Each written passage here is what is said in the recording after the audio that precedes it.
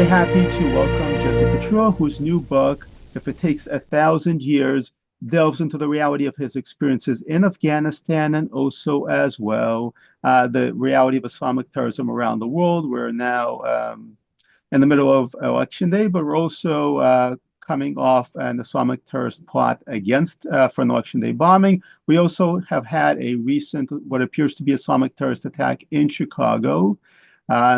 Which a perpetrator attacked police officers, attacked a Jewish man while shouting Allahu Akbar. So Islamic terrorism may not be as much in the news, but it is very much a reality. And Jesse has been an expert on it. He's been around the world. He's seen it up close. And his book, If It Takes 1,000 Years, which I highly recommend, looks at not only terrorist organizations, Islamic terrorist groups, but also the everyday reality of it around the world, in America, in Europe, in the Middle East, and throughout the Muslim world. I'm happy to welcome him for what I think is a really important conversation. Thanks, Daniel. Glad to be here. Appreciate the opportunity. It's very much my pleasure. So we're going to talk about some current events. We're also going to talk about some of your past experiences. One of the things that really jumped out for me in your book, which again, I highly recommend, I'm just going to quote a little bit here. I recall one instance where we were ordered to turn over a shipping container of captured Taliban weapons to the Afghan government. And I told the major in charge of the mission, you know, these are going right back to the Taliban as soon as we leave, right? Without hesitation, he responded, oh, yes, I know. So, kind of jumping off from that point, how widespread was this perception that the Taliban were going to take over? Everything we were doing was ultimately going to benefit them. And I asked that also because the Biden-Harris administration, its State Department has insisted very vocally they had no idea that the Taliban were going to take over. Their entire plan was for the Taliban to join this Afghan government. Even though the Taliban were conquering province by province, they claimed to be absolutely clueless. But from your time on the ground, what was your perception? Well, I think within the first few hours of getting off the plane, the rose-colored glasses came off, and I was no longer in this fog of the romance of war. It was evident very quickly that what we were doing there was just spinning our wheels to satisfy the military-industrial complex. I think it was uh, uh, uh, painfully clear uh, that the Taliban had no no indication of playing our games, and I mean we understand their mindset, but the Americans that that were there, all of our missions really seemed to be surrounding uh, just this fake facade that we were putting up, as if we were putting up this government that was going to work. And I mean, there was one thing that we would say in the media, and then there was another thing that was the reality on the ground, and it was just such a disconnect.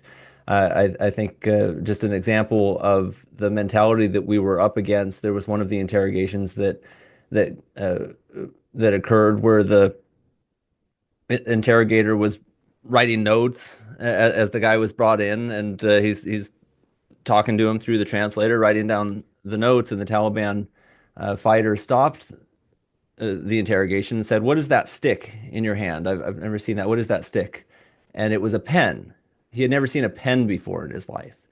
And that, I think, was so shocking to me that made me realize it's like, okay, this is what we're dealing with.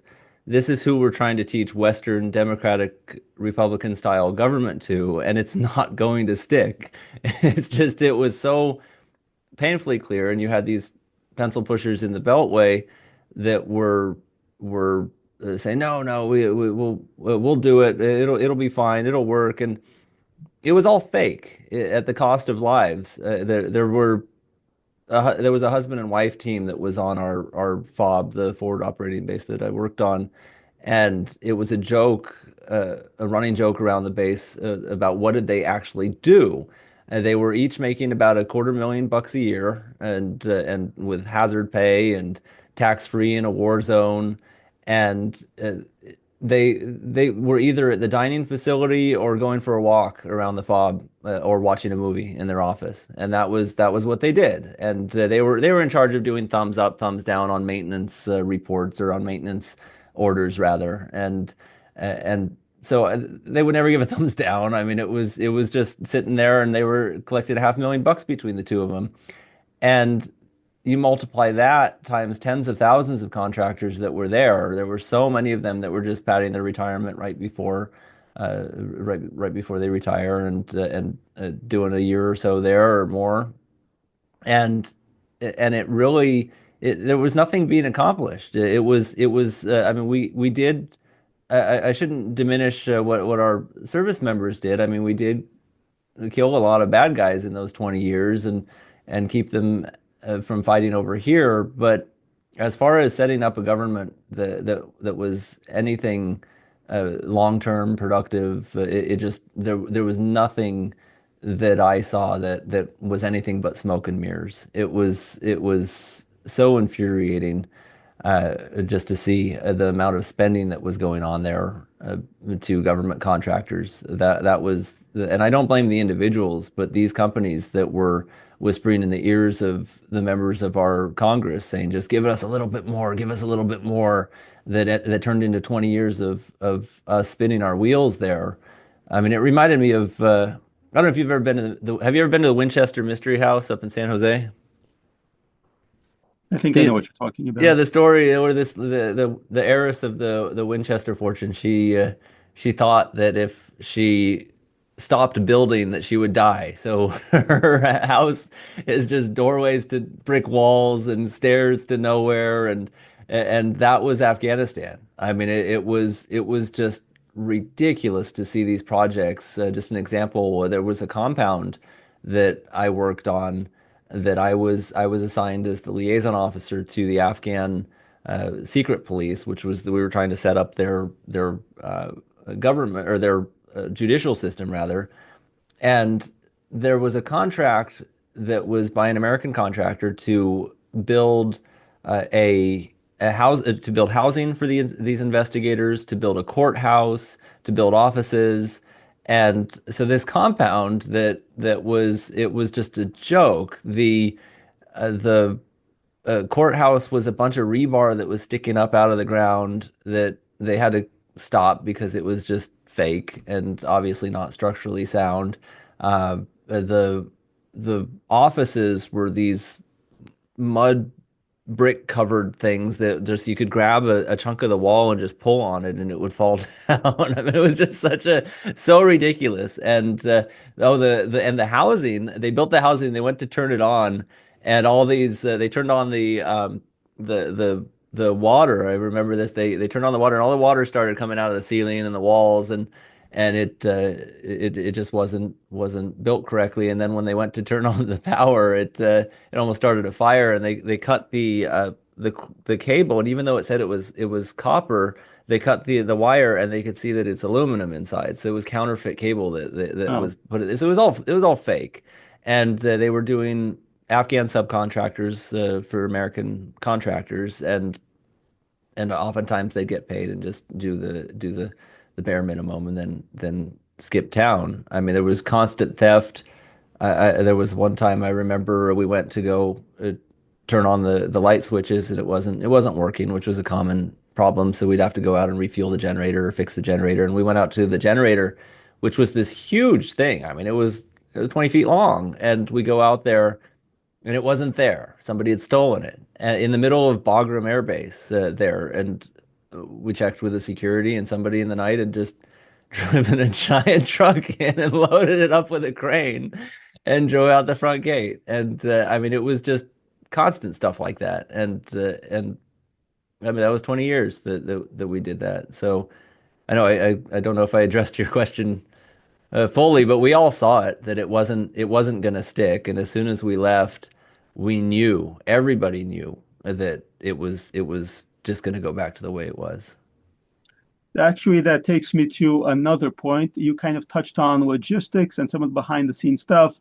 So there had been multiple reports that the Taliban actually were financed largely by taxing our subcontractors, our trucking, taking money off the top. and more than anything else. And this actually is relevant today also because not only have we sent about 2 billion in so-called humanitarian aid to Afghanistan after the Taliban takeover, we also have much the same situation going on in real time in Gaza, with Hamas taxing all the incoming trucks and taking either a percentage of the aid or taxing the truck drivers delivering the so-called aid tens of thousands of dollars. Any experiences that you've had that you might want to share, or just any awareness of it? I mean, I not directly. I think they were able to operate without a whole lot of financing. They were able to be wildly successful. And I mean, I mentioned the pen. They don't need to know what a pen is, even, and they still fight effectively. I think uh, the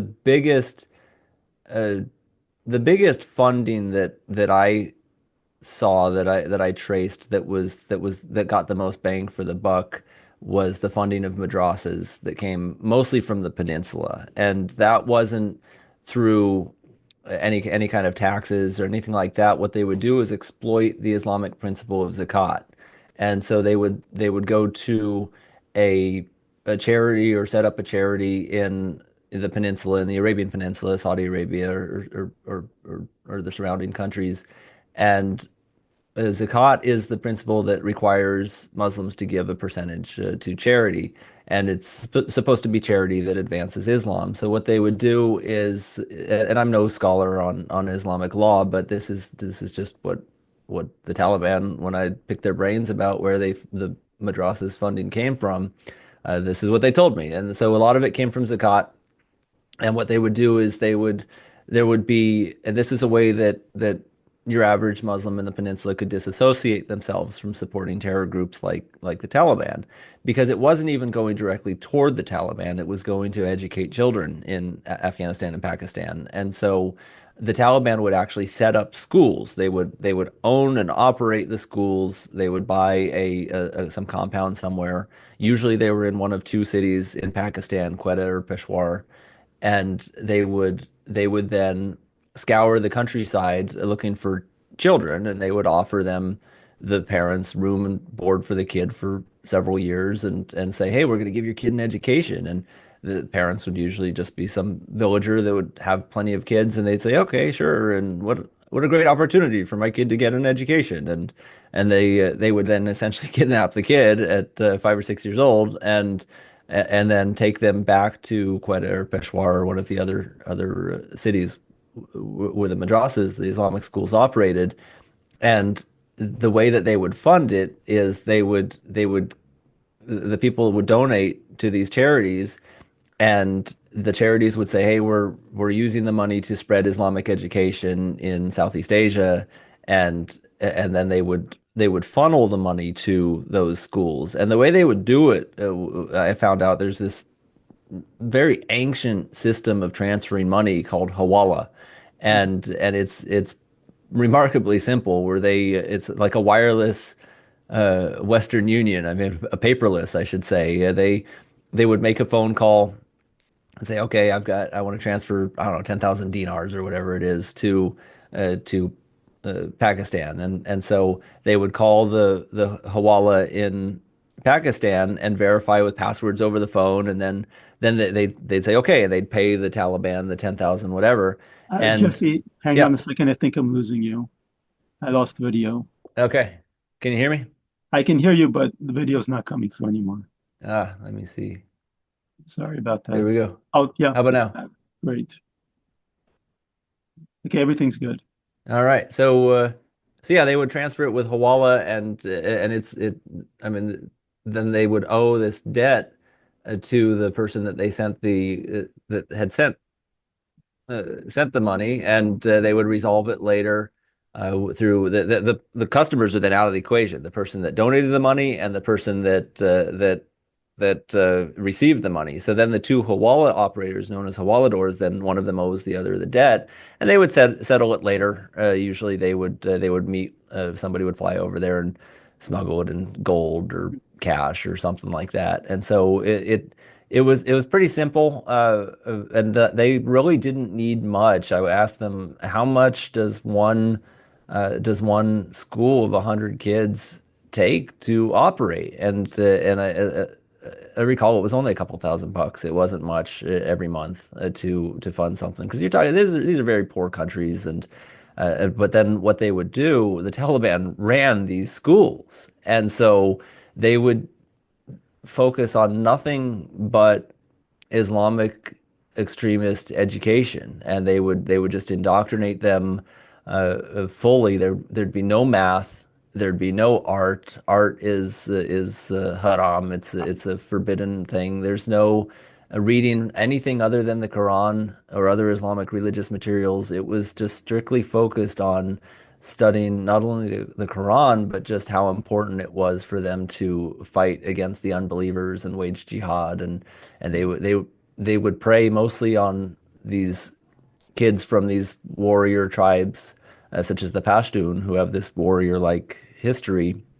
So it fit very well. It was a, a, a just a factory. It was a factory for terrorists. So what happened when the Taliban finally had the opportunity to fill the vacuum when we pulled out, they just poured over the border and they came over. And if you look at the newsreels, they're mostly kids that weren't even born when 9/11 happened, or they were toddlers. And so that's where they came from. And I think that was the biggest mistake that we did because there was not only did we not diminish the Taliban, they got better at recruiting, better at growing, and we did nothing to curtail the madrasas in either Afghanistan or Pakistan. And that was their factories. That was their source. And it's not just the Taliban. That's the primary source of the jihadist movement globally is recruiting the next generation. And so that's where the name of my book comes from. If it takes 1,000 years was one of the Taliban commanders when I said, "Hey, we've got you. What are you going to do? Why do you keep fighting us? Why don't you just accept it and stop fighting?" And he said, "No, my children will fight you, and their children will fight you. If it takes 1,000 years, we're going to win." And that's really the mentality that they have. They always look at the kids. The kids are the number one. That's their goal in life is to pass the torch and incrementally chip away at the West and until there's a global Islamic government known as a caliphate, and that's their goal, and I think that's what we completely failed to understand. Yeah. Well, the Taliban were originally so-called students, and toward the end, American money, particularly from nonprofits like the Gates Foundation, was actually going into educational systems, at least in Taliban areas. Mm. Earlier, you mentioned actually an interpreter, and that takes me to another moment in your book where you actually have a American citizen who's operating as a pro-Taliban translator. And we've had special visas that were handed out to translators. And then after a while, we were just bringing in people who were not even necessarily translators. And once the collapse happened, it was anybody who could actually make it out there.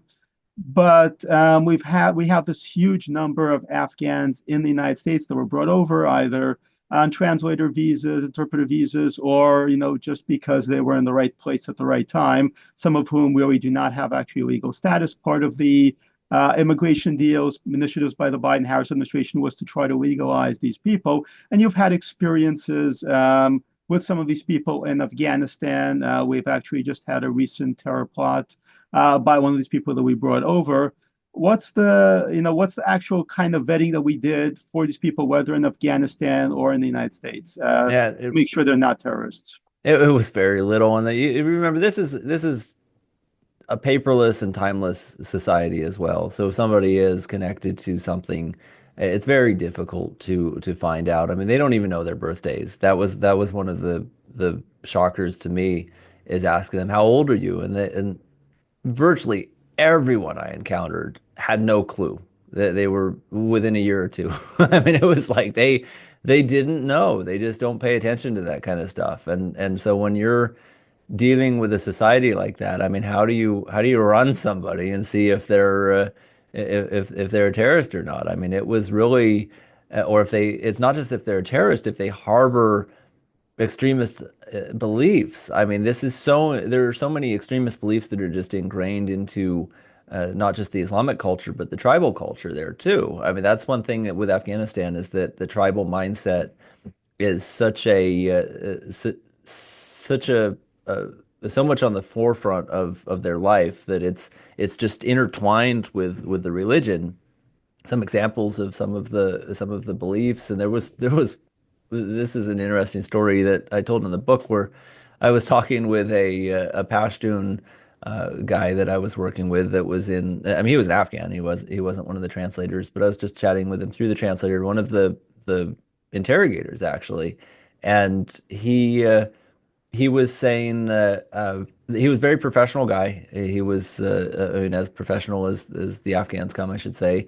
Um, uh, and I asked him about one of the tribal beliefs in the Pashtun culture, which had to do with marriage, where they they had a something where at a wedding, if they would consummate the marriage with the wife in a tent, and then if it was deemed that she wasn't a virgin, he was obligated by tribal law to kill her. And then it gets worse. That the tribal law said that her family is then obligated to make a substitute to put up another female relative, and the same cycle continues. And so I asked him about that, and he got defensive. And I mean, this is he was saying those are our laws. Who are you to argue with our tribal laws and come in here and it's like I figured he was a professional guy. I asked him the same guy about, and this is an Islamic law about death to apostasy. I said, you seem like a normal Western guy. If somebody decides to convert away from Islam, do you think they should die? And he said, absolutely. Those are God's law. Who are you to argue with God's law? And that's the mindset that these people, that so many of these people, I should say, believe in. And I mean, he's got a point. It's not up to us to go in there and try to force our Western ways on them, but at the same time, we need to understand what we're up against. And so when we do understand that, I think we'll be more hesitant to allow a lot of these folks to stream through our borders. It's a fundamentally different world, different mindset than that of the West, and like Wafa Sultan, the famous psychiatrist, said it's not a clash between the clash of civilizations. It's a clash between the civilized and barbarism. I'm paraphrasing what she said on Al Jazeera years ago, but that's exactly it. It's a clash between the civilized and backwardsness, and they haven't reached the level of thought to handle a Western Democratic Republican style government. That's for sure, and that's why you see so many conflicts too when they arrive here and in the West. And it's not just in America. You see it in Europe, where it's more. I would say the contrast is more stark there because they don't have the 14th Amendment in Europe. So when somebody's born, they could be a second, third, fourth generation Moroccan or Senegalese or what have you, and the French don't look at them as French. The Dutch don't look at them as Dutch. So they form these balkanized societies that are much they're wildly separated from that of the rest of Europe, and then they start sending their kids to madrasas, and the assimilation really tremendously lacks there more than it does here. I think the biggest difference we have here than in most other countries is that we do have the 14th Amendment, and we have this melting pot culture that when somebody's born here, they're an American, and nobody really cares. Nobody cares at all. Or very few people do, or nor should they, who your neighbor is and what ethnic group they're from or what tribe they were from, and nobody cares. So what happens is the kids are born here, and as long as they're not going to a madrasa or some other a school of indoctrination, they're just going to be Americans like everybody else. And so I think that's one of the big differences that we have. But that first generation, especially that we're seeing from Afghanistan, I think unfortunately that case of the recent individual that was arrested for terror charges is just the first. I mean, there's going to be plenty more. Yeah. Well, speaking of Islamic terrorism in general, You were there around the time where there was this push to win the hearts and minds in Afghanistan. Obviously, we know how that turned out. Even at that point, the Europeans were trying to win hearts and minds in Europe with the large Muslim population there. We're dealing with them more and more. And one of the phenomena that we have in America actually is a bout of terror by Muslim converts. Also in Europe, people who are, uh, American kids from, let's say, Maine. In one case, in a few cases, actually was Maine, who read up on Islam online. They become very invested in the stuff, and they actually will pledge allegiance to ISIS and go on to try to carry out or do carry out terrorist attacks in America. So it seems like the battle for the hearts and minds has been lost in Afghanistan. It's moved into Western countries that have accepted this. They brought the madrasas, they brought Islamic education to America. The internet has made it available virtually everywhere. What kinds of things do we have to watch out for? Factor that we need to realize is that our enemies won't gain an inch if nobody is there to give it to them. And in the West in particular, you have a lot of people that may be well-intentioned that open the door to them thinking, oh, this is great, and we're gonna have this multiculturalism and celebrate it, and it's gonna make our place better. But I think it's not so much multiculturalism that's the problem. It's this idea that's not based in reality of cultural relativism, the idea that all cultures are equal. And uh, in the West, we value life far greater than so many other countries. It's not just in the Islamic world, but just everywhere. I mean, there's uh, there are, I would say, the minority of countries actually value life close to the way that we do. It's something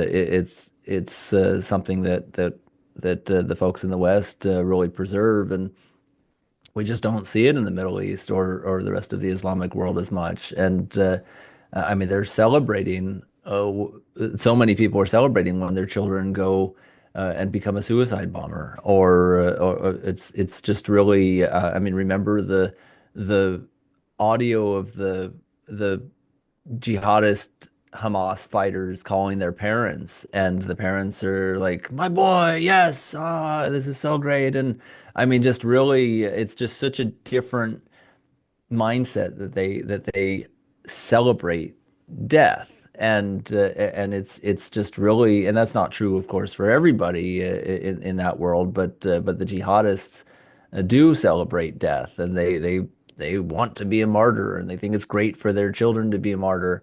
Um, but I think not just on so it's more important, I think, rather than assimilating them and working to make them more Western, the ones that are here.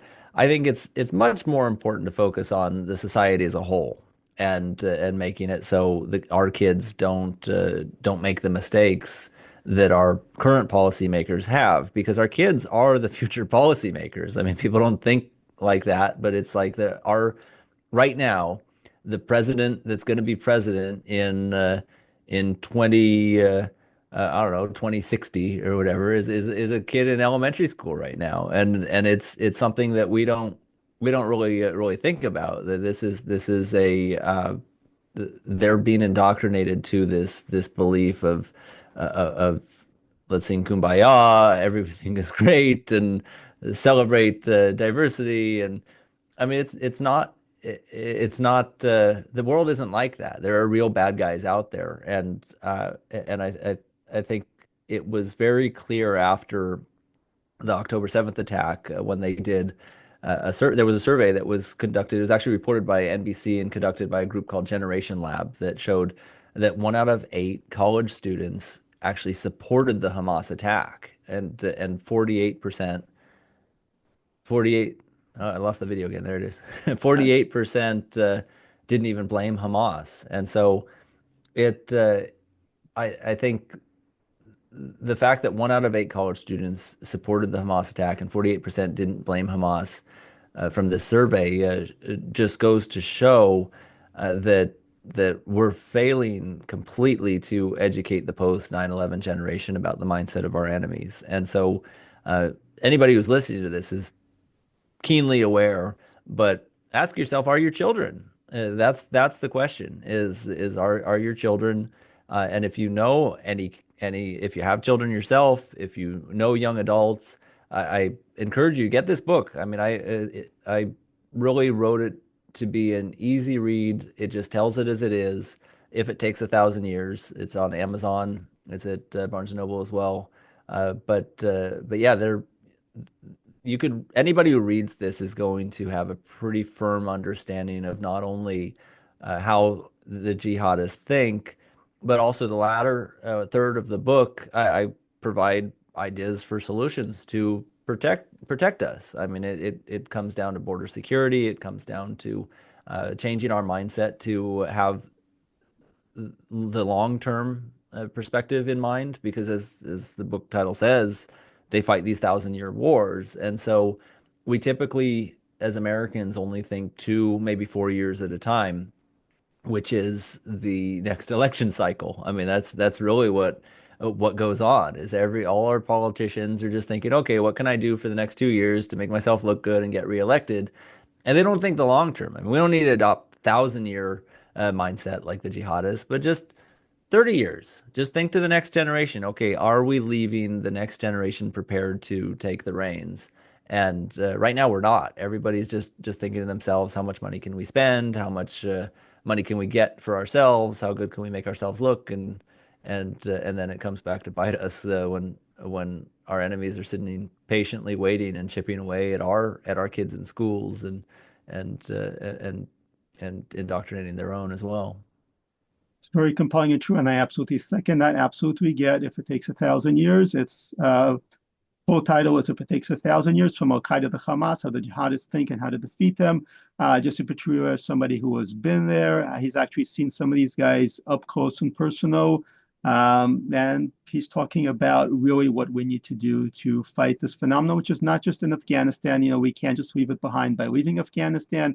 It's here in America, it's in Europe, it's where we are, it's spreading to our communities. Thank you very much for a really great conversation. And absolutely, I'd encourage you to get the book. Thanks, Daniel.